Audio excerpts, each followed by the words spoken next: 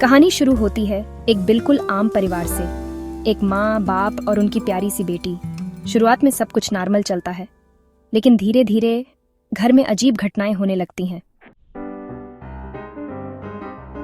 रात के समय दीवारों से खरोंच की आवाज, फर्नीचर अपने आप हिलना, घर का तापमान अचानक गिर जाना। परिवार पहले तो इसे मजाक समझता है या सोचता है कि शायद कोई सपना होगा, लेकिन जैसे जैसे दिन बीतते हैं सब कुछ और भी डरावना होने लगता है। फिर एक दिन उस परिवार के घर में एक अजीब सी खामोशी छा जाती है।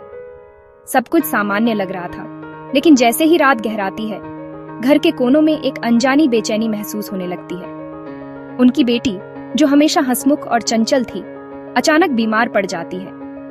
उसका चेहरा पीला पड़ जाता है, आंखों के नीचे गहरे काले घेरे उभर आते हैं। परिवार के लोग घबरा जाते हैं, डॉक्टरों को बुलाया जाता है, लेकिन कोई बीमारी पकड़ में नहीं आती। उसकी हालत दिन ब दिन बिगड़ती जाती है। शरीर इतना कमजोर हो जाता है कि बिस्तर से उठना भी मुश्किल हो जाता है। उसके हाथ कांपने लगते हैं और वह हर वक्त थकी थकी सी रहती है। लेकिन असली डर तो तब शुरू होता है जब उसका बर्ताव पूरी तरह से बदल जाता है। उसकी आंखों में एक अजीब सी चमक आ जाती है और वह परिवार के लोगों को पहचानने से भी इनकार करने लगती है। रात के सन्नाटे में जब सब सो रहे होते हैं, वह अचानक उठकर किसी अनदेखी चीज से बातें करने लगती है। उसके होंठ धीमे धीमे फुसफुसाते हैं, जैसे कोई उसके पास बैठा हो और वह उसी से संवाद कर रही हो। कभी कभी उसकी आवाज इतनी गहरी और डरावनी हो जाती है कि सुनने वालों की रूह कांप उठती है। उसके बोलने का तरीका भी बदल जाता है, जैसे कोई और उसमें बोल रहा हो। वह कभी जोर जोर से हंसने लगती है। उसकी हंसी कमरे में गूंजती है और सबको डरा देती है। अगले ही पल वह अचानक चीख उठती है, जैसे किसी ने उसे डरा दिया हो या उसे कोई दर्द हो रहा हो। धीरे धीरे उसकी हरकतें और भी खतरनाक हो जाती हैं। वह खुद को चोट पहुंचाने लगती है, अपने हाथों और पैरों पर नाखूनों से खरोंचे मारती है, जिससे उसके शरीर पर गहरे निशान बन जाते हैं। और कभी कभी जब परिवार वाले उसे रोक नहीं पाते, वह दीवार पर अपने ही खून से कुछ अजीब और डरावने शब्द लिख देती है। ये सब देखकर परिवार के लोग पूरी तरह से टूट जाते हैं और उन्हें समझ नहीं आता कि उनकी बेटी के साथ आखिर क्या हो रहा है। परिवार उसे डॉक्टर के पास ले जाता है। डॉक्टर्स कहते हैं मेंटल इलनेस हो सकती है, लेकिन दवाइयों का कोई असर नहीं होता। अब परिवार को समझ आ जाता है ये मामला साइंस से परे है, यहाँ कुछ बुरी ताकत है। थक हार कर परिवार एक चर्च जाता है और वहां एक अनुभवी पादरी से मदद मांगता है। पादरी पहले खुद घर आता है, जांच करता है और जल्दी ही उसे समझ आ जाता है इस लड़की के शरीर में एक खतरनाक बुरी आत्मा घुसी हुई है। अब एक्सोर्सिज्म की तैयारी शुरू होती है। एक्सोर्सिज्म मतलब बुरी आत्मा को शरीर से निकालने की एक पवित्र धार्मिक प्रक्रिया।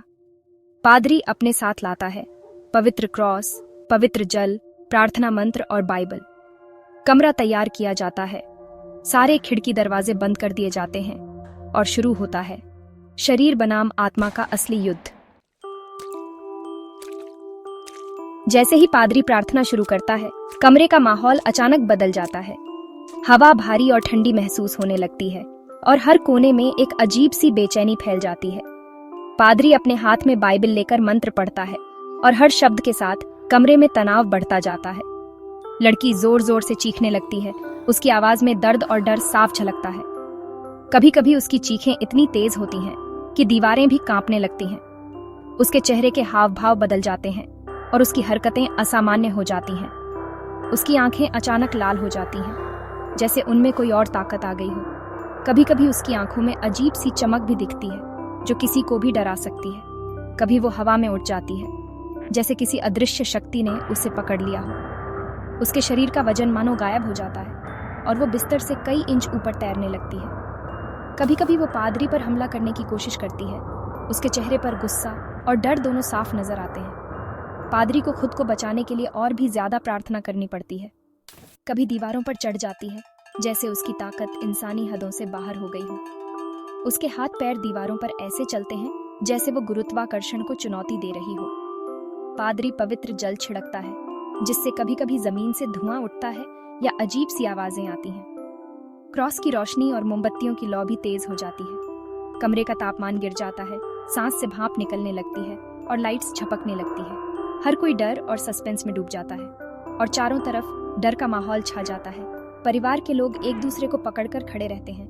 उनकी आंखों में डर और उम्मीद दोनों नजर आती है। एक्सोर्सिज्म के दौरान हर पल रहस्य और खतरे से भरा होता है। एक्सोर्सिज्म कई घंटों तक चलता है। कभी कभी तो पादरी खुद भी घायल हो जाता है, लेकिन वो हार नहीं मानता। आखिरकार एक जोरदार चीख, कमरे में हलचल और बुरी आत्मा लड़की के शरीर से बाहर निकल जाती है। लड़की बेहोश होकर गिर जाती है, लेकिन अब वो सुरक्षित होती है। फिल्म हमें ये दिखाती है कि डर और रहस्य से भरी इस दुनिया में कुछ ऐसी ताकतें मौजूद हैं जिन्हें हम अपनी आंखों से देख नहीं सकते, लेकिन उनका असर हमारी जिंदगी पर गहरा पड़ता है। ये कहानी सिर्फ एक डरावनी घटना नहीं है, बल्कि ये हमें ये भी सिखाती है कि जब हम अनजानी शक्तियों से टकराते हैं तो हमें समझदारी और हिम्मत दोनों की जरूरत होती है। कुछ ताकतें ऐसी होती हैं जो इंसान की सोच और विज्ञान की सीमाओं से भी बाहर होती हैं। जब घर में अजीब घटनाएं होने लगती हैं तो परिवार के लोग डर और उलझन में फंस जाते हैं। ऐसे में हर छोटी छोटी आवाज, हर परछाई और हर ठंडी हवा का झोंका डर को और बढ़ा देता है, जो इंसानी समझ से परे होती है। कई बार हम सोचते हैं कि ये सब सिर्फ वहम है, लेकिन जब डर हकीकत बनकर सामने आता है तो इंसान की हिम्मत भी जवाब देने लगती है।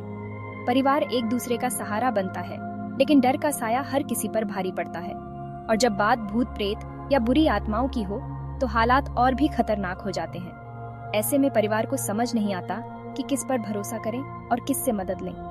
हर कोना, हर कमरा डर का अड्डा बन जाता है। तो एक्सोर्सिज्म ही आखिरी रास्ता बचता है।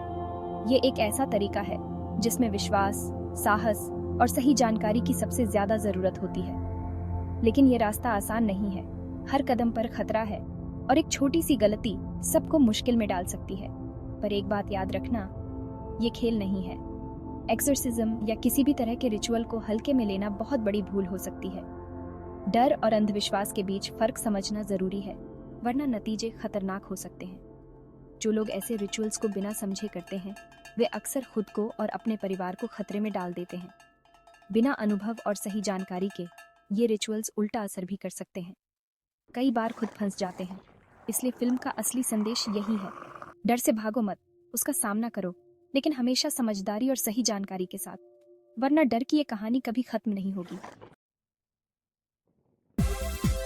अगर आपको ऐसी हॉरर स्टोरी एक्सप्लेनेशंस पसंद है तो बता देना, मैं अगली बार किसी और डरावनी कहानी लेकर जरूर आऊंगा।